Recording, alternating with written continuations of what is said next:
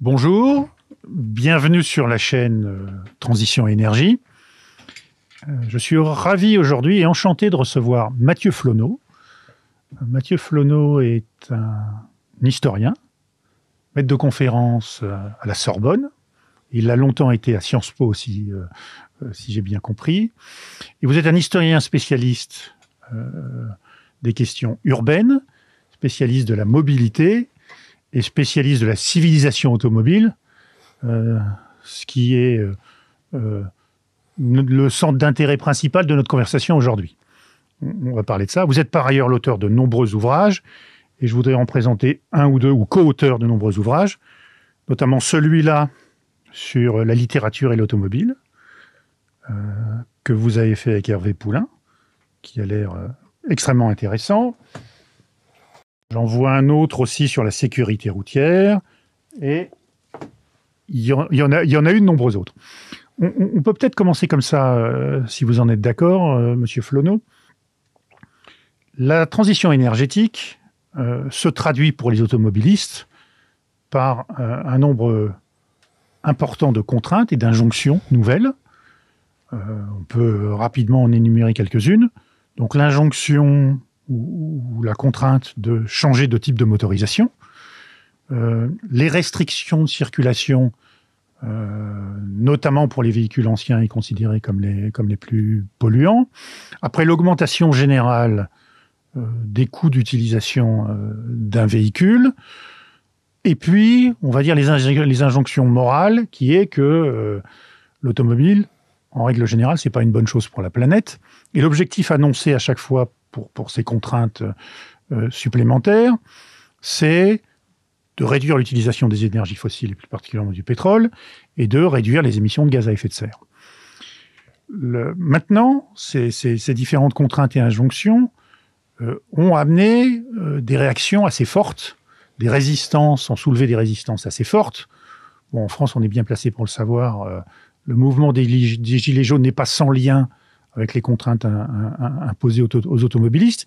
Et puis on voit plus récemment la crainte finalement des pouvoirs publics, qu'ils soient locaux, qu'ils soient même nationaux, quant à l'instauration des zones à faible émission, et le recul permanent face à une loi qui entendait imposer ces zones à faible émission partout sur le territoire. Alors, ma première question, c'est est-ce que les pouvoirs publics n'ont pas sous-estimé à la fois la dépendance des Français à l'automobile et puis la relation particulière, je dirais charnelle, c'est peut-être pas le bon terme, avec l'automobile dans une partie de la population? Alors merci évidemment, cher Eric Lézère, de cette invitation à embrayer sur des propos que vous venez de tenir et que vous maîtrisez mieux que moi. La transition énergétique, elle est évidemment sous-jacente à toutes ces problématiques qui agitent la société française et que je prends au sérieux sur une longue durée. C'est-à-dire qu'effectivement, depuis un siècle, il y a un amalgame dans la société française entre des choix urbanistiques, des choix de localisation, des choix industriels, des choix énergétiques, naturellement, et puis des choix de civilisation et de niveau de vie personnel. Je dirais que, en me présentant, vous avez évoqué le spectre des publications qui sont les miennes. Je tâche de prendre au sérieux l'automobile à la fois dans sa dimension d'objet, mais à laquelle je suis venu assez tardivement, finalement. Et je suis rentré dans l'automobile par la dimension de l'urbanisme et de l'aménagement qui a été consenti longuement à ce qui était un puissant outil d'adaptation territoriale, de redistribution également de l'habitat au niveau national et puis au niveau des villes, donc des métropoles, donc des banlieues, donc du périurbain. Et ce que vous avez évoqué fait écho à des débats contemporains, évidemment, tout à fait cruciaux, puisque ce sont des remises en cause radicales de quasiment un siècle, de ce que les plus polémiques appellent une forme de dépendance quasiment médicale, à l'automobile. On y reviendra. Moi, j'étudie l'automobilisme, donc tout l'écosystème, avec les équipements de la route, de la rue, des éléments qui viennent compléter ce qui est l'adaptation d'un objet qui a séduit. Donc, il y a une lecture polémique, évidemment, de l'objet qui est celle de nous faire croire que ce choix n'a été qu'imposé par une forme de lobby. Il y a des professionnels de cela qui remontent à des choix qui, lorsqu'on étudie les archives historiques, sont beaucoup moins évidents. Et moi, je m'intéresse à la vie privée, l'histoire de la vie privée, à ce que j'appelle cette histoire culturelle de l'objet automobile, à son épaisseur, et je vais le répéter une nouvelle fois, patrimoniale, politique, sociale, esthétique, sociologique. Et c'est cela qui m'intéresse dans un objet qui est un définisseur de civilisation. Et j'entends évidemment toutes les conséquences de ce qui a été un choix lourd des citoyens, qui a été un choix aidé, même sur des motorisations qu'on a pu juger a posteriori comme étant problématiques. Je pense au diesel, bien évidemment, et c'est l'un des grands motifs pour pousser la révolution électrique, éventuellement la rendre artificielle, on y reviendra, et donc archaïser finalement un ancien automobilisme. Et dans cette perspective, je m'attache à faire rejaillir les cohérences passées. C'est-à-dire que, évidemment, cette société que l'on a beau jeu éventuellement aujourd'hui de critiquer ou de remettre en question de façon assez rapide, et là on voit même à 10 ans de distance les conséquences qui n'étaient pas envisagées de ce tournant électrique à marche forcée, qui était envisagé d'une façon un peu externe, en apesanteur, d'une façon un peu technocratique. Vous avez évoqué les ZFE, on y reviendra, les ZFE-M, et puis ce qui ne peut pas faire fonctionner une société, c'est-à-dire toutes les dérogations à ces ZFE qui aujourd'hui sont en voie de négociation et qui finalement en viennent à repousser l'application d'une loi qui n'est pas applicable. Voilà, ce qui tendrait à montrer qu'elle était elle aussi en apesanteur, cette loi, et, voilà. et qu'elle n'est pas applicable en l'état parce que les contraintes sont impossibles à supporter par, on va dire, l'activité quotidienne de la société. Des et là, vous venez d'évoquer le mot d'activité qui est important. Moi, je m'intéresse aussi à la dimension productive. La dimension productive autour de la civilisation automobile, et il y a une forme d'acharnement aujourd'hui à détruire les valeurs de cette civilisation productive. Donc cela peut aller jusqu'à une logique parfois un peu dérisoire, mais qui tente à s'imposer dans les métropoles et en tout cas dans les hypercentres, c'est-à-dire une lecture ludique, touristico-aménagée de l'espace. On est au cœur de Paris, on le voit bien, et on voit bien qu'à des événements comme les Jeux Olympiques seront à nouveau finalement une porte d'entrée pour à nouveau archaïser l'automobile traditionnelle et faire ce que l'on appelle des reconquêtes. Le mot est très contestable vis-à-vis de l'automobile, alors que précisément elle a été accueillie, et évidemment c'était quelque chose qui exigeait des régulations. Et bon, pour le cas de Paris que je connais un peu plus, c'est l'archaïsation de toutes ces régulations, c'est-à-dire la dérégulation assez irresponsable, hein, parfois contre l'avis des fonctionnaires, contre l'avis de la préfecture de police, etc. Mais on rentre déjà dans un point très ciblé du détail. Hein, mais ces dérégulations, on les paye. Et on les paye en termes de civilité, on les paye en termes d'adhésion à la citoyenneté, d'adhésion à la parole publique, qui se renie. Et donc, c'est un enjeu. Et moi, ce qui m'intéresse, vous les avez évoqués, ce sont les gilets jaunes, mais ils avaient été précédés aussi par des contestations sur la taxation de la route, sur l'écotaxe. Les bonnets rouges bretons. Que l'on vient de solder, en quelque sorte, puisque des indemnités ont été accordées récemment par des décisions de justice aux sociétés qui étaient les sociétés concessionnaires, en charge de lever cet impôt nouveau, qui était un impôt nouveau, mais qui avait été négocié, consenti. Et il avait été question à l'époque, au début des applications des mesures post-Grenelle, Grenelle 1, Grenelle 2, il avait été question de faire payer à la route son juste prix. Et moi, ce à quoi je m'intéresse aussi, c'est à la route et aux rues. Et donc il est totalement légitime, évidemment, que les mobilités s'ajustent, y compris financièrement, et que l'on fasse payer les usagers de la route. Mais payer au-delà de leur écho normal, à un fonctionnement qui serait un fonctionnement qui assure d'autres soutenabilités. Donc là, j'ouvre une autre porte, c'est-à-dire que la soutenabilité environnementale ne peut pas être une fin en soi. Elle existe. Il ne faut pas la penser de façon trop restreinte et comme un poisson rouge dans un aquarium. Il faut avoir une vraie pensée géopolitique du sujet. Et là, on s'aperçoit sur l'automobilisme électrique, évidemment, que la porte ouverte aux Chinois est un véritable problème. D'autres le disent bien mieux que moi, et avec des arguments bien plus affûtés. Toujours est-il que là, il y a une insoutenable légèreté, finalement, de cette promotion moralisante aussi, vous avez employé le mot, je l'ai écrit il y a bien longtemps, mais il y a évidemment des enjeux qui dépassent ceux de la soutenabilité environnementale, je dirais à court terme. Il y a des enjeux de soutenabilité territoriale et des enjeux de soutenabilité sociale. Et industrielle, vous venez d'en parler, la destruction potentielle de l'industrie automobile européenne, en tout cas déjà la perte de son avantage technologique par rapport aux Chinois, voire par rapport aux Américains avec Tesla. Elle est même maintenant en retard sur le plan technologique par rapport aux Américains et aux Chinois. Alors, si vous permettez, je vous interromps à ce stade, parce que c'est moi qui vous avais interrompu. Vous me répondez de marques, sur des marques, évidemment. Bon, moi, je les connais, j'en suis pas spécialiste. Mais moi, parmi les représentants de ce secteur automobile, qui est très vaste, m'intéresse plutôt tout ce qui fait l'épaisseur du tissu social, donc cette épaisseur patrimoniale, culturelle, géographique de l'automobile. Et je vois des organismes, par exemple Mobiliance, qui est un organisme qui, lui, s'occupe de la distribution, de la réparation, distribution de carburant éventuellement, d'assurance, d'auto-école, bref, de lien social. Et le directeur général de la communication de Mobiliance est très actif sur ce point, parce que lui, il tire la sonnette d'alarme depuis bien longtemps, et lui, il a des vrais emplois à gérer, et pas des emplois délocalisables. C'est-à-dire qu'on est là dans une perte de substance territoriale également, si d'aventure le tournant est pris trop légèrement. Et le fait de prendre ce tournant vraiment légèrement est assez irresponsable quant aux conséquences sociales. C'est-à-dire ne pas vouloir mesurer les conséquences des décisions qui sont prises.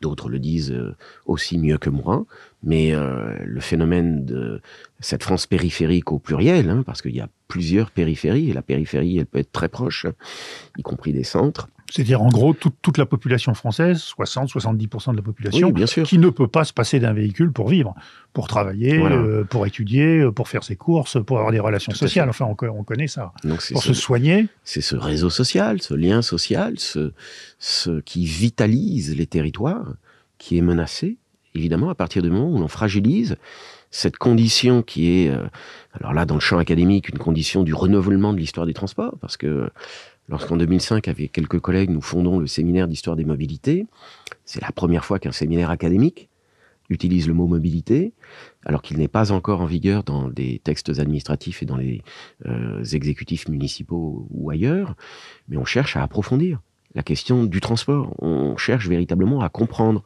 comment, au-delà des simples modes, et donc en démodant une vieille histoire des transports et en la démodalisant, on cherche à comprendre ce qui est en jeu socialement derrière.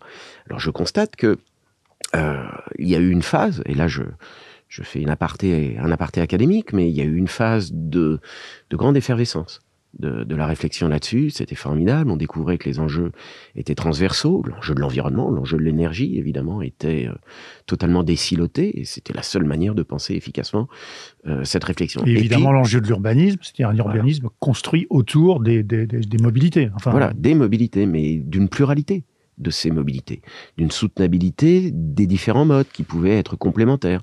L'idée du report modal, l'idée, évidemment, avec pour objectif d'atténuer l'impact de la circulation routière, de la congestion éventuelle et d'autres éléments, était sous-jacente à cette réflexion, qui était une réflexion, je viens insister, parce que ça me tient beaucoup à cœur, qui était une réflexion en liberté. Et donc, ce séminaire a accueilli, et il continue, mais j'ai assisté, de l'intérieur du champ, à une rigidification de la pensée. J'ai assisté à une forme de glaciation, à une essentialisation des usagers. Ou politiquement correct de la vision des mobilités. Est-ce qu'on peut aller jusque-là ? Je suis allé jusque-là, je l'ai écrit, bien évidemment. Je vais même beaucoup plus loin, ce qui parfois peut être dérangeant, mais je n'écris pas autre chose que ce que j'ai constaté. Je n'écris pas autre chose que ce que j'ai sourcé. Je n'écris pas autre chose que ce que je vois à l'œuvre dans cette fracture aussi que vous avez évoquée liminairement, c'est-à-dire une fracture citoyenne, qui me préoccupe beaucoup, parce que, comme pédagogue, je ne peux pas me rallier à des idées toutes faites à l'emporte-pièce sur les mobilités. C'est beaucoup plus compliqué que cela. Et l'essentialisation des usagers, qui est à certains égards insincère par rapport à la réalité des différents usages. On peut être automobiliste, piéton, cycliste, usager des transports publics. Et à la fin des fins, ce qui arbitre de toute façon, c'est le portefeuille. Et ça, c'est quelque chose qu'il faut intégrer. Et donc, il faut l'intégrer jusque dans les réflexions sur la gratuité. Non, il n'y a pas de repas gratuit. Il y a nécessairement quelqu'un qui est derrière le financement d'un service, évidemment utile, évidemment structurellement en déficit. Je pense au transport public, puisque c'est de cela par nature, à quoi c'est à cela que je fais allusion. Mais par nature, c'est déficitaire. Néanmoins, il ne faut pas que la promesse soit fausse. Alors, moi, ce qui m'a frappé, et j'y reviens, sur 25 ans finalement d'animation de ce champ, c'est une forme de régression cognitive, de rigidification. Ça veut dire qu'il y a des réalités qu'on veut plus voir. Mais bien sûr. Parce que il faut qu'on s'inscrive dans la logique de la transition, de l'urgence de la transition. Ce qui veut dire que le rapport alors, de dépendance, mais pas seulement, le rapport à la liberté de déplacement, c'est le encore rapport un autre mot sur à la création d'un tissu social, d'un tissu économique à l'automobile est nié ou ignoré. Donc, oui, voire reconstruit. Donc, pour en revenir à la question, est-ce que les dirigeants, les pouvoirs publics n'ont pas compris on va dire l'importance de ce lien en fait, ils n'ont pas voulu le voir plutôt que ne l'ont pas compris. Ils l'ont sous-estimé, c'est une évidence. Il y a eu le désir de prendre ses volontés pour des réalités. Il y a eu un discours parallèle qui s'est construit, qui a aussi sa légitimité, on est bien d'accord. Mais il n'y a pas d'endroit, pour reprendre l'expression de Bruno Latour, pour le faire atterrir, ce discours. Et c'est bien l'enjeu. C'est-à-dire qu'au bout d'un moment, il se fracasse sur un mot que je reprends, sur une forme de réel, sur une forme d'usage. Et c'était le tournant mobilitaire de ces analyses. C'était analyser certes l'offre, mais aussi la demande. Et comment cet ajustement se fait. Et l'idée que cet ajustement ne serait qu'imposé, ne serait qu'une construction artificielle des désirs. Et vous avez employé le grand mot, finalement, qui est derrière, le mot de liberté. C'est-à-dire que si l'on invente l'automobile, c'est pas une fin en soi pour inventer un objet polluant, c'est pas une fin en soi pour un objet éventuellement dangereux. Et donc, je n'ai aucune naïveté sur l'usage de l'automobile, sur les questions de sécurité routière. Le livre auquel vous avez fait allusion, qui est paru l'an dernier, est un livre sérieux sur le sujet qui pose la dimension humaine dramatique que peut revêtir la circulation automobile. Je n'ai aucune illusion sur l'aspect dévoreur d'espace, saccageur de paysages que peut être l'automobile. C'est une évidence. Néanmoins... Il n'y a pas grand monde qui adore les centres commerciaux à la périphérie des villes et des agglomérations construits par la civilisation automobile et qui n'aurait pas de sens s'il n'y avait pas l'automobile. Mais je pensais même à d'autres choses, voyez-vous. J'étais vraiment sur le chemin de l'idéal et de la colonisation de la terre entière par l'automobile. On peut le regretter. Bien évidemment, on peut regretter que l'automobile soit cet objet adapté à une forme d'universalité. Voilà, je résume souvent finalement deux choses qui se trouvent confortées par mes différents travaux. C'est que l'automobilisme est un humanisme, on y reviendra, donc c'est lié évidemment à cette liberté, et que l'automobilisme est un universalisme. Et on l'a même exporté dans l'espace, on l'a même exporté sur la Lune avec un petit rover, et puis on a même exporté, Elon Musk, que vous avez évoqué tout à l'heure, avec Tesla, a mis en orbite de façon tout à fait gratuite. Un roadster. Un roadster. Donc, alors, juste pour vous interrompre sur l'aspect liberté, il y a quelque chose qui est sous-estimé, mais vous savez ça mieux que moi, c'est la possibilité incroyable offerte aux possesseurs d'une automobile ou aux gens qui ont accès à une automobile d'un déplacement à volonté et sur longue distance qui n'existait pas auparavant et qui n'a jamais existé dans l'histoire de l'humanité. Avec le chemin de fer, on a pu commencer à se déplacer sur des distances plus importantes. Mais ça dépendait d'une structure, ça dépendait d'autrui. Aujourd'hui, si vous avez accès à une voiture et si j'ai accès à une voiture, je peux décider dans 1 heure de la prendre, de traverser toute l'Europe et de faire 3000 km. Bien sûr. C'est hallucinant. Ne négligez pas. Ça n'existait pas auparavant. Ça n'a jamais existé, pardon. Je vais revenir à l'origine parce qu'elle est fondamentale, cette origine. Effectivement, il y a des impulsions initiales qui sont inégalées et inégalables. Je mets quand même un bémol à ce que vous dites. C'est-à-dire que c'est une grande illusion de liberté.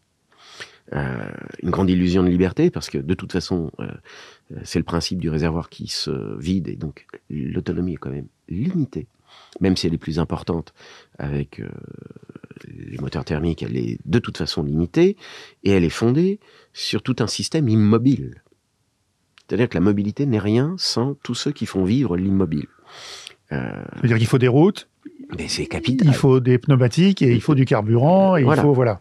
Et donc on ne peut pas Et penser des places l'objet. pour se garer. C'est une grande illusion d'optique que de penser Mhm. l'objet automobile tout seul. C'est impensable. Donc il y a une superstructure, le raisonnement marxiste que beaucoup ont abandonné, alors que parfois, au nom d'une intersectionnalité improbable, on le fait ressurgir. Mais là, le raisonnement marxiste, il est implacable. L'infrastructure, elle est décisive. Et donc je ne la néglige pas. Mhm. Mais cette infrastructure, là où c'est important, c'est qu'elle est connectée au territoire. Et donc cette connexion au territoire impose une résidence. Pour les entreprises qui entretiennent les réseaux, impose une localisation, et donc on n'est pas dans les nowhere, on est dans les somewhere. On est dans quelque chose qui ancre dans le territoire, et ceci, je l'ai exploré lors d'un Donc, colloque. nowhere, somewhere, juste une parenthèse. Donc les gens qui sont de quelque part et les gens qui sont de nulle part, une distinction faite par un écrivain britannique dont j'ai oublié le nom, je crois que c'est Goodhart. Oui, absolument. Monsieur Goodhart, qui le premier donc a distingué les gens de quelque part et les gens de nulle part. Donc en gros les adeptes, je suis très rapide, de la mondialisation et ceux qui sont créés dans. Vous n'êtes pas rapide, c'est cela effectivement qui les gens aussi, des métropoles et les gens de la France. C'est cela qui est aussi au cœur du débat contemporain. J'ai des collègues qui écrivent sur le sujet, Pierre Vermeuren par exemple. J'ai des collègues qui écrivent sur cette déterritorialisation. Qui est également à la Sorbonne, hein, Pierre Vermeuren. Absolument, c'est un collègue historien. Naturellement, on est là dans la source, qui est une source ancrée de ces mobilités routières terrestres. Je commençais à l'évoquer, mais j'ai co-dirigé un colloque à Cerisy, une semaine de colloque sur la route, comprendre la route, sens, imaginaire, innovation. Eh bien, il s'agissait justement, dans ce château de la Manche, très connu pour des colloques littéraires, en général, des colloques très intellectuels, mais d'ancrer dans la matérialité ce qui est une donnée fondamentale, qui est rappelée à chaque participant à Cerisy parce qu'on y arrive par la route. Donc le jour où la route n'existera plus, Cerisy n'existera plus. Et donc de ce point de vue-là, il faut comprendre les implications et tirer tous les fils de ce qui est, à la fin des fins, une forme de rêve, j'ai employé un mot très pédant, d'isonomie territoriale, c'est-à-dire d'accès illimité, permanent, un peu illusoire, je l'ai redit, hein, et ça a un coût élevé, qu'il est légitime de faire payer. Et donc l'enjeu aujourd'hui, c'est la disparition de la route. Mais bien sûr. C'est la disparition de la route. Et je prendrai un exemple. Et donc l'assignation à résidence oui, tout à fait. d'une grande partie de la population, telle qu'elle existait, on va dire... La disparition de la civilisation routière et d'une forme de civilisation de l'automobilisme, avec toutes les réformes possibles de cette civilisation de l'automobilisme, c'est-à-dire la collectivisation possible de l'infrastructure, c'est-à-dire que l'automobile individuelle et l'autosolisme n'est pas du tout la destinée de la route. La route, elle peut servir aussi au vélo, elle peut servir à beaucoup de choses et à des mobilités de transport en commun qu'il faut encourager. Parce que d'ailleurs, elle sert au vélo, elle sert au transport en commun, voilà. Bien sûr. Donc c'est une pluralité, c'est une infrastructure, ce n'est pas un mode. Et à partir de là, la réflexion, elle doit être enrichie parce que vous évoquiez aussi en commençant le tournant de l'électrification, qui est la grande problématique contemporaine. Je prendrai un exemple, justement en citant une marque que vous avez déjà citée, qui a imposé son tempo à toute l'industrie automobile et dont on voit tous les dégâts de cette transition autour de ce tempo Tesla, qui était une marque de véhicule et qui reste une marque de véhicule quand même d'exception, même si il y a une réflexion pour démocratiser cette production automobile et ses modèles. Eh bien Tesla, de toute façon, a donné sa carte du monde. Tesla, avec les superchargeurs, donnait la carte de la France utile. La carte des quelques grands axes où l'on pouvait ravitailler sa Tesla. Et en dehors de ça, nothing. Donc, je le dis en français, parce que mais c'est dans la continuité, évidemment, de Tesla, c'est ça. Voilà, mais c'est un enjeu. C'est-à-dire que quel est le territoire utile ? Et là, ça percute une problématique qui est très prégnante chez moi, c'est celle de l'équité républicaine. Et l'équité républicaine de la chose publique. Et je l'ai écrit la question depuis des longtemps. France, si je peux me permettre. C'est-à-dire, depuis le début, ce qu'il y a de sous-jacent à ce que vous nous expliquez, c'est qu'en fait, on a l'opposition entre deux France, donc la France ancrée dans les territoires et automobiliste, et une France donc essaye... Alors, pas qu'automobiliste, mais notamment automobiliste. Et une France qui essaye d'imposer une espèce de vision idéale ou utopique, alors après qu'on partage ou partage pas, c'est une autre histoire, de fin de la civilisation automobile ou de transformation de la civilisation automobile. Et cette autre France, elle est plutôt dans la métropole, et cette autre France, elle a une logique aussi politique, et en fait, elle a commencé à, si je peux, mais peut-être que je me trompe, hein, c'est vous l'historien, elle a commencé à impacter, à exister il y a une 50aine d'années. Le premier candidat écologiste à l'élection présidentielle, dans mes souvenirs, c'était M. Dumont, en 1974. Il avait fait 1%, mais c'était le début. Et il expliquait, ça je me souviens assez bien de la citation, que la voiture, ça pue, ça pollue et ça rend con. Donc c'est tout un programme, mais c'est un programme aujourd'hui qui a pris une certaine réalité. Vous avez parfaitement raison, vous allez très vite. Mais il est évident que lorsque ma thèse de doctorat s'intéresse à l'automobile à Paris et à l'adaptation des représentations, des formes urbaines et des champs politiques. Donc j'étudie pas l'industrie automobile, mais toutes ses conséquences, tout son impact. J'étudie les premiers penseurs de l'écologie politique, je les exhume, qui ne sont pas très lus à l'époque. On ne me fait pas beaucoup crédit d'avoir donné parole aux associations de citoyens qui, après 1968, ont commencé à contester les excès automobiles, bien évidemment, et à imposer une forme de régulation. Avec un président de la République à l'époque, Georges Pompidou, ce serait un autre sujet, mais qui a une approche humaniste, qui est un lettré, qui est un... Je fais cette incise parce que nous sommes en 2024 et c'est vraiment la conversation là qui me guide ici, mais ça sera une année commémorative du décès de Georges Pompidou. Il y a beaucoup de choses qui vont être dites dessus. Moi, ce qui me frappe, je suis un peu impliqué dans ces questions-là depuis bien longtemps, parce que à chaque fois on me disait, oui, c'est Pompidou, c'est l'adaptation de la ville à l'automobile. Non, la pensée est beaucoup plus complexe que ça, et je m'étonne parfois de quelques critiques qui, voilà, ce sont des nains qui s'intéresse à un personnage qui avait une véritable vision politique, culturelle, une vision inclusive de la société, qui a su penser la crise de civilisation de mai 68, là où le général de Gaulle décrochait. Bref, vous avez derrière ce personnage, derrière cette pensée, qui est aussi littéraire, et j'y tiens beaucoup, et c'est pourquoi je reviendrai un instant sur les débuts de l'automobile, parce que toutes les impulsions ont été données par les premiers écrivains. Et je ne veux pas trop dériver, mais toute la France périphérique, je dirais que elle aurait intérêt, enfin toute la pensée sur la France périphérique, toute la pensée technocratique sur la France périphérique aurait intérêt à s'imprégner un peu plus de culture et de littérature. Donc je le dis très fort, mais avec ma petite voix. Mais quand même, il s'agit d'intégrer le fait que lorsque... D'ailleurs, dans l'ouvrage dont on parlait tout à l'heure, la littérature et l'automobile de Proust à Houellebecq. À Houellebecq, bien évidemment. Et vous n'imaginez pas à quel point Houellebecq est devenu un marqueur stigmatisant dans la littérature contemporaine pour diverses raisons, on pourrait y revenir. Toujours est-il que, enfin si, vous l'imaginez très bien, toujours est-il que, en commençant par Proust, ça nous permet avec Hervé Poulain, bien connu, Maître Poulain, de faire une transition entre l'amour du train que Proust a et l'amour de l'automobilisme, il parle ainsi, qu'il a également et qu'il trouve supérieur en termes d'intimité, à l'amour du train. Pourquoi ? Parce que, évidemment, c'est un espace privé. On peut avoir un chauffeur comme lui à cette époque-là, mais ça permet de conduire Albertine. Et donc, ça permet, évidemment, d'avoir, sur les routes de Normandie, un nouveau regard qui n'est pas tracé... alors, il est tracé sur des routes qui ne sont pas goudronnées, etc. C'est 1907, ces impressions de route. La révolution routière, elle est dans la décennie qui suit. Le goudronnage, différents éléments.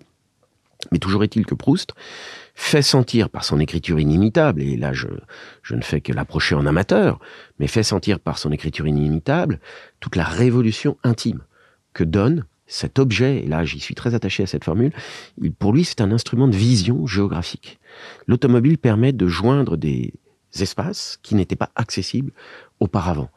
Et on a été trop habitué à cela. On a été trop habitué à cette capacité de projection dans l'après-midi, sur des distances qui exigeaient parfois une semaine auparavant. On a été trop habitué au désenclavement. On a été trop habitué dans des territoires montagneux, par exemple, à cette possibilité d'accéder aussi à des plaisirs esthétiques. Et donc, cela fait le contrepoint de ce que je disais tout à l'heure sur le saccage, évidemment, des paysages par l'automobile, qui est une réalité, mais les Américains, il y a toute une littérature sur les parcs nationaux américains, qui sont les premiers du monde, Les Américains ont été aussi les premiers à sanctuariser ces parcs grâce à l'automobile, qui permettait d'accéder à la wilderness et à cette dimension sauvage, donc qui permettait de le révéler. Autrement dit, c'est un objet Janus, l'automobile, avec deux faces, qui permet à la fois de détruire, mais si l'on est un peu adulte, si l'on est un peu intelligent, et si l'intelligence collective, et je parie dessus comme enseignant, eh bien si l'intelligence collective fait progresser l'homme et la femme, eh bien on parviendra à un équilibre. Et là, je reviens à une dimension qu'on a abordée en passant, mais c'est cette dimension républicaine, au sens de choses publiques. Donc j'ai écrit, avec Jean-Pierre Orfeuille, un autre spécialiste, en 2016, un ouvrage qui développait une thèse que j'avais écrite les années précédentes. Je dis bien les années précédentes parce que c'est un bouquet là, de publications, d'essais qui parfois n'ont pas été pris très au sérieux, qui ont été réduits sur l'autorefoulement et ses limites. Raisonner l'impensable mort de l'automobile, c'était le sous-titre. C'est publié dans une collection chez Descartes et compagnie. Et puis un autre ouvrage qui s'intitulait Défense et illustration d'un automobilisme républicain, 2014. Donc là, le thème cheminait, et avec Jean-Pierre Orfeuille, on a écrit un ouvrage que certains réduisent parfois à Vive la route. Non, pardon, Vive la route, vive la République. Et je dis bien vive la route, pas vive l'autoroute. La problématique est aussi différente. C'est là où vous rejoignez, si je peux me permettre, votre collègue Vermeuren, en faisant le lien entre route et République. Complètement. C'est lui qui me rejoint. Pardon. Ce sont des choses que j'ai écrites depuis bien longtemps. Excusez-moi. Et Pierre Vermeuren le dit avec son talent, évidemment, mais ce sont des choses que j'avais... le lien social et on va dire presque politique entre créé par la route. Complètement. Et consubstantif de la République telle qu'elle est aujourd'hui. Voilà. Et on peut dire ça. Et le mot de substance est utile parce que précisément, il y a une dimension que j'ai évoquée tout à l'heure, c'est cet enracinement qui ne peut pas être enlevé, sans quoi on fabrique des passions tristes, on fabrique des peuples malheureux. Et je m'inquiète parfois de la tonalité du débat public qui assez rapidement tourne aux commentaires un peu extrémistes, voire complotistes, etc. J'en suis bien conscient. Donc c'est une matière potentiellement sulfureuse qu'il s'agit de prendre avec raison et ça veut dire si on rend l'usage de l'automobile de plus en plus difficile, de plus en plus coûteux, si au-delà de l'aspect utilitaire, on va dire, et de la complication de l'activité économique ou de la complication de la vie des gens, en fait, on déstructure la société et on déstructure la République. En gros, c'est votre thèse. C'est absolument cela. Et vous parlez de l'aspect utilitaire. J'ai publié un autre ouvrage qui s'appelait « Utilité de l'utilitaire ». Et naturellement, les ventes de véhicules neufs automobiles, les ventes de véhicules, les petits utilitaires légers sont considérables. Le marché de l'occasion de ce type de véhicule est également considérable. Et là, on joint tous les fils, finalement, de cet automobilisme au sens pluriel, 360 degrés, qu'il faut bien voir, depuis les ventes arcuriales d'Hervé Poulain de voitures d'exception à plusieurs millions d'euros, jusqu'au tracteur, jusqu'à l'agriculteur et cette saison qui refuse de payer une taxe sur le gazole non routier. Bref, vous avez là des éléments qui doivent être pensés réellement et pas évités, ou contournés, ou méprisés. Ou réglés par quelques mesurettes quand il y a entre guillemets des révoltes ou des jacqueries. C'est des ajustements. Ce sont des ajustements, mais je n'ai pas évidemment la prétention d'avoir une solution. Mais en tout cas, je pense que la cartographie du problème est très souvent incomplète. Parfois, elle est incomplète de façon naïve, idéologique. Donc évidemment, elle ne répond pas au problème. Parfois, elle est incomplète alors de façon sclérosée, de la part d'une industrie automobile qui n'aurait pas voulu d'évolution aucune, Non, c'est assez inexact. La dimension de responsabilité sociale, environnementale des constructeurs automobiles, elle existe sur les accidents de la route, elle existe sur d'autres sujets. Après, qu'ils aient été forcés, évidemment, à s'ouvrir à ces problématiques sociétales, c'est une évidence aussi. C'est une évidence aussi. Mais là, ce pourquoi je plaide, c'est une vraie vision géopolitique, géostratégique du problème. C'est-à-dire que de se débarrasser de véhicules produits polluants en Europe au profit de véhicules chinois, on n'aura absolument pas réglé le problème. Non. En plus, en termes d'empreinte carbone, puisque c'est censé être l'objectif, le gain est relativement limité. Alors, il existe, mais il est relativement limité parce que, sans rentrer trop dans les détails techniques, la construction d'un véhicule électrique a une empreinte carbone 3 fois supérieure, Mais on commence à le révéler. À celle d'un véhicule à motorisation thermique, notamment du fait de la construction des batteries. Et après, entre en jeu, on va dire la qualité décarbonée ou pas de l'électricité qui sert à recharger les batteries. Donc quand on tourne cette équation et qu'on fait tourner les modèles en fonction aussi du nombre de kilométrages, parce qu'on peut faire dire beaucoup de choses des modèles en fonction de la durée de vie des véhicules et des kilométrages qu'ils font. Toujours est-il qu'avec une électricité très décarbonée, comme celle de la France, qui est à peu près la plus décarbonée qui existe au monde, d'après les calculs moyens, il faut entre 60 et 80 000 km faits avec une voiture électrique pour contrebalancer, pour avoir une empreinte carbone supérieure à celle d'un véhicule thermique. Et dans les pays où l'électricité est faite avec du charbon ou du gaz en grande partie, il faut beaucoup plus de kilomètres pour que la voiture électrique présente un avantage. Donc, ce qui me frappe... Alors, si vous permettez, parce que c'est effectivement une problématique fondamentale qui nous ramène au nucléaire. J'ai quelques collègues qui ont été interrogés par la commission d'enquête parlementaire sur le nucléaire, sur les abandons de souveraineté, commission qui a fait valoir beaucoup de points de vue, celui d'Yves Bréchet notamment. Quelques collègues me disaient, historiens, me disaient, attends-toi à la même commission dans 15 ans, peut-être même pas 15 ans, sur la voiture électrique, perte de souveraineté liée à l'automobilisme contemporain. J'attire juste votre attention sur ce fait. Beaucoup des termes du débat sont transposables et de l'équation sont transposables.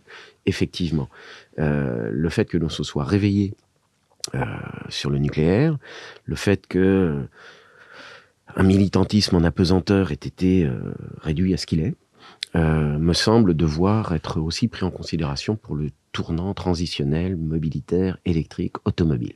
Alors, ce qu'il y a pour aller dans ce sens-là, le problème n'est pas me semble-t-il, n'est pas les objectifs fixés par les politiques et les dirigeants en termes de réduction d'émissions de gaz à effet de serre. Ils sont dans leur rôle. Le problème est de dicter les technologies pour y parvenir. Et on voit bien que quand les politiques et les technocrates dictent les technologies, c'est souvent pour de mauvaises raisons. Il y a beaucoup d'exemples d'échecs ou de problèmes liés à ça. Et ce que je n'arrive pas à comprendre, c'est que la voiture électrique à batterie est une technologie qui a un certain nombre d'avantages, un certain nombre d'inconvénients, qui n'est pas forcément inutile, surtout dans les métropoles et les agglomérations, parce qu'il n'y a pas beaucoup de pollution atmosphérique, un peu de particules fines avec les freins et les pneumatiques, mais pourquoi pas. Mais il y en a d'autres technologies qui peuvent être utilisées pour réduire les émissions de gaz à effet de serre et continuer à utiliser l'automobile, et qui ont été totalement négligées, ou oubliées ou circonvenues. On peut dire ça comme ça. Donc, par exemple, on aurait pu, et en termes d'empreinte carbone, ça présentait tout un tas d'avantages, pousser les constructeurs automobiles à continuer à faire des motorisations thermiques, mais avec une réduction très importante de la consommation. Il était possible, et il serait toujours possible, mais bon, maintenant ça devient de plus en plus compliqué, mais de fabriquer des véhicules qui consomment 2 litres au 100, par exemple. Et dans ces cas-là, on peut aussi fabriquer des carburants synthétiques, et donc avec les carburants synthétiques, qui aujourd'hui coûtent cher, mais c'est une possibilité, continuer à faire tourner les véhicules anciens, et cette fois-ci avec des émissions neutres, sans parler des véhicules à hydrogène, etc. Donc il y a d'autres possibilités, il y avait d'autres possibilités techniques qui ont été complètement ignorées. Cela a été dit par quelques-uns. Ce que vous évoquez, c'est la neutralité technique.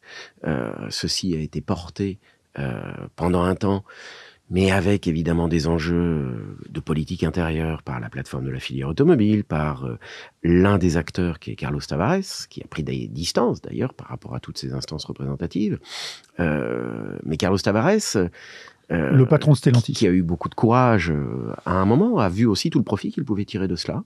C'est-à-dire que certaines options de construction d'automobiles sur les SUV, sur récemment des possibilités de leasing social, etc., enfin des choses que vous connaissez tout aussi bien que moi, voire mieux, ce sont des questions qui sont venues percuter cette idée d'une neutralité technique qui aurait mis effectivement le débat technologique au niveau où il doit être, et les options politiques, mais c'est là que évidemment l'historien est sensible à cela. La technique est une construction sociale, et le cas d'école que représente le tournant vers l'automobilisme électrique témoigne de cela. Et donc il y a une forme d'ingénierie sociale qui est à l'œuvre derrière. Et j'y insiste parce que ça recroise la problématique métropolitaine, ça recroise cette problématique de distanciation, de classe sociale. Et donc là, on va être à nouveau très marxiste, contrairement à ce que l'on pourrait croire. Mais évidemment, c'est une forme de distanciation sociale qui est à l'œuvre à nouveau là-dessus. Et je La classe sociale, les gens contraints, on va dire, d'utiliser l'automobile, c'est par définition la France périphérique et c'est par définition, c'est aussi, en règle générale, la France la plus modeste. On est bien d'accord. Et j'ajoute une chose sur la lecture technique que vous donnez du sujet, elle est très intéressante, effectivement. Et moi, elle me fait penser, j'avais gravité un peu autour du mondial de l'auto et de son organisation, j'avais été en charge des expositions culturelles et historiques, et bien cantonné dans mon champ. Et pas de problème. C'était très satisfaisant et c'était des souvenirs assez inoubliables de création autour de cette civilisation automobile. Mais j'entendais, dès les années 2008, 2010, 2012, enfin le salon bisannuel, comme vous le savez, se construire. Les prodromes de la réflexion sur l'automobile électrique et sur l'automobilisme électrique, qu'est-ce que ça sera, etc. Et je voyais avec un peu d'étonnement, d'amusement, je l'ai écrit, le discours de promotion de l'automobilisme électrique au départ. Les gens ont laissé entendre que ça pouvait être gratuit. Alors, on se demande comment, bon, ok, mais le plein, il aurait coûté 50 centimes. On voit aujourd'hui que, évidemment, on se rapproche très vite du plein de diesel sur des grands itinéraires, et puis la récurrence de la chose, les réseaux, voilà, la non-compatibilité, etc., avec en plus l'incertitude liée aux exigences du ravitaillement, font que ça n'est absolument pas gratuit. On laissait entendre que c'était absolument neutre écologiquement. On en revient évidemment à toute force. Donc on laissait entendre à la fin, et c'est là que je veux en venir, que l'automobilisme électrique était autre chose que de l'automobilisme. Or, on redécouvre, évidemment, que l'automobilisme électrique, c'est un automobilisme qui est différent, qui, pour certains, est un automobilisme perçu comme dégradé, parce que précisément, on n'a pas ces accès, etc. Pour d'autres, dans des niches sociales ou des niches d'usage, il est effectivement optimal. Pour les centres-villes, il est effectivement optimal. Mais l'objet automobile n'est pas que cela. L'objet automobile, donc, perçu dans une image assez traditionnelle, celle des 30 Glorieuses, c'est-à-dire d'un objet que l'on acquiert, qui représente éventuellement un projet familial, qui représente éventuellement une forme autre de sociabilité, eh bien ceci, c'est à remettre au rebut avec cet automobilisme électrique dont on ne sait pas quels seront les ajustements de renouvellement de batterie, dont on ne sait pas quels seront le marché de la seconde main, qui est quelque chose de très étonnant, très étonnant aujourd'hui. Voilà, bien sûr. Et des véhicules qui ont été très chers, pour ne pas les citer à nouveau, aujourd'hui, qu'est-ce que leur existence en deuxième, voire troisième main. Donc on est quand même dans des Sachant que le marché automobile principal, évidemment, c'est celui de l'occasion aujourd'hui, pour des questions de pouvoir d'achat notamment, voilà, etc. Et que le problème du véhicule électrique d'occasion, il est double. Donc d'abord, il est l'usure de la batterie, qui est la valeur principale d'un véhicule et qui, au fur et à mesure de son usage, perd de ses performances. Ça, c'est une première chose. Et ensuite, l'obsolescence rapide des véhicules aujourd'hui, compte tenu des progrès techniques, qui fait que acheter sur le marché de l'occasion un véhicule qui est dépassé, c'est aussi compliqué. Donc aujourd'hui, le marché secondaire d'occasion du véhicule électrique décolle à peu près nulle part. Et vous n'avez pas ouvert une boîte de Pandore supplémentaire, qui est celle du rêve de l'autonomie, avec des guillemets, le rêve des robots mobiles, le rêve de cela, qui est applicable éventuellement à des niches sur certains corridors. Donc les véhicules autonomes. Qui restent encore à concevoir. Donc le véhicule autonome a pour lui de vieillir de 2 ans tous les 6 mois. Hein. Donc on en parlait beaucoup dans les années 2008-2010 déjà. Et puis la révolution, elle n'est pas là. Bien entendu, il y avait des promesses qui n'ont jamais été tenues. Et toutes les entreprises qui promettaient donc des véhicules autonomes dans les années suivantes pour trouver des financements et qui obtenaient des échos assez importants dans les médias, la plupart, on ne les entend plus aujourd'hui. Hein. Donc c'est un questionnement qui est aussi à porter sur... et là, c'est une question à porter à l'industrie automobile, sur les dominations des discours communicationnels, sur les fausses promesses, sur différents éléments qui invitent à repenser, et peut-être pour reboucler la discussion, avec le côté civilisationnel très fort, désiré très fort, de cette automobile, qui n'est pas quelque chose d'accessoire dans une existence quotidienne. Et la marque de distinction qui consistait à posséder une belle automobile dans l'Amérique des Roaring Twenties ou autre, eh bien, est parfois inversée aujourd'hui. C'est au contraire, plus on est capable de se détacher de l'automobile, plus c'est une marque de distinction. Plus c'est une marque de distinction, à ceci près que on désirera toujours arriver, quand même, avec une automobile, dans des lieux très reculés. Et donc c'est là qu'il y a effectivement une aporie. C'est qu'on n'a pas vraiment le choix non plus, si je peux me permettre. Et c'est là qu'il y a une aporie, c'est là qu'il y a quelque chose qui invite quand même à refonder le modèle de l'automobilisme traditionnel, ou au moins en tout cas à réévaluer les valeurs qu'il portait. Et toutes ces valeurs ne sont pas à mettre au rebut et ne sont pas, à mon sens, parce que ça n'est pas possible. Première chose. Deuxième chose, c'est refusé par la population. Donc on n'est pas à l'abri d'un grand refus. Alors justement, on peut peut-être finir finir sur ce que vous êtes en train de dire. Donc il y a une grande fracture. Il y a une volonté d'imposer un certain nombre de choses à la civilisation automobile, ou de la transformer, voire de la détruire, qui se heurte à une opposition grandissante. Est-ce que vous pensez que, justement, ce constat-là commence à se diffuser et commence à exister, et que l'espèce d'utopie dangereuse, on peut peut-être dire ça comme ça, qui existait il y a 10 ans et dont vous parlez, l'automobile électrique, la fin de la possession du véhicule, finalement le fait qu'on peut se passer de véhicules pour faire tout un tas de choses, les mobilités douces, les solutions annexes, etc. C'est un peu rapide ce que je dis, mais est-ce que vous pensez que maintenant on commence à mesurer l'impact que ça a, les conséquences que ça a, et comme on le fait avec les zones à faible émission, on commence à adapter à la réalité ce type d'ambition? Vous avez tout dit. C'est effectivement une équation qui s'est complexifiée, mais je pense sur une quinzaine d'années de régression de la connaissance.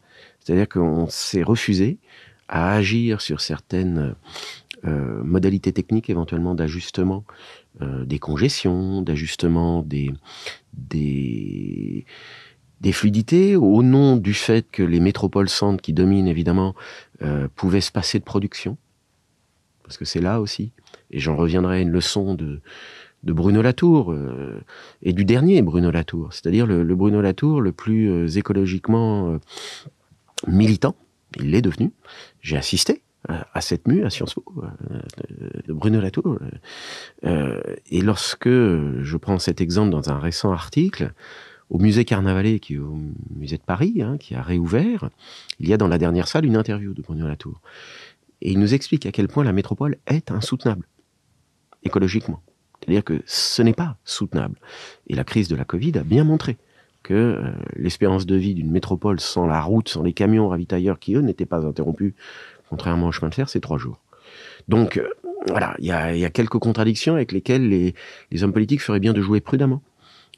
Pas en termes idéologiques, parce que c'est opposer les citoyens, et c'est à la fin, moi, ce qui me tient le plus à cœur, c'est créer une société qui ne soit pas de passion triste. Ça me paraît une belle conclusion. En tout cas, une conclusion provisoire, parce qu'il faudra qu'on se revoie, Monsieur Flonneau, et qu'on continue à discuter de la civilisation automobile. Merci. Merci à vous.